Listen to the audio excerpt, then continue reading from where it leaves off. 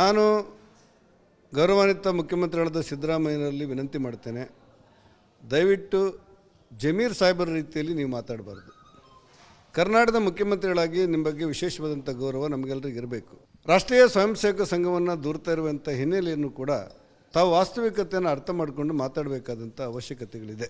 ಹೆಡ್ಗೇವಾರ್ ಅವರು ಕಟ್ಟಿರುವಂಥ ರಾಷ್ಟ್ರೀಯ ಸ್ವಯಂ ಸೇವಕ ಸಂಘ ಇವತ್ತು ಎಷ್ಟು ಎತ್ತರಕ್ಕೆ ಬೆಳೆದಿದೆ ಅಂತ ಹೇಳಿದರೆ, ಶ್ರೀಮತಿ ಇಂದಿರಾ ಗಾಂಧಿಯವರು 75ರಲ್ಲಿ ತುರ್ತು ಪರಿಸ್ಥಿತಿಯನ್ನು ಹೇರಿದ ಸಂದರ್ಭದಲ್ಲಿ ಹೆಚ್ಚು ಕಡಿಮೆ ಸಂವಿಧಾನವನ್ನು ಅಮಾನತ್ನಲ್ಲಿಟ್ಟು ತುರ್ತು ಪರಿಸ್ಥಿತಿಯನ್ನು ಹೇರಿ ಬಾಬಾ ಸಾಹೇಬ್ ಅಂಬೇಡ್ಕರ್ ಅವರ ಸಂವಿಧಾನಕ್ಕೆ ಸವಾಲು ಒಡ್ಡಿರುವಂಥ ಸಂದರ್ಭದಲ್ಲಿ ನೀವು ಬಹುಶಃ ಆವತ್ತಿನ ಸಂದರ್ಭದಲ್ಲಿ ವಕೀಲರಾಗಿ 30ರ ಆಸುಪಾಸಲ್ಲಿರ್ಬೋದು.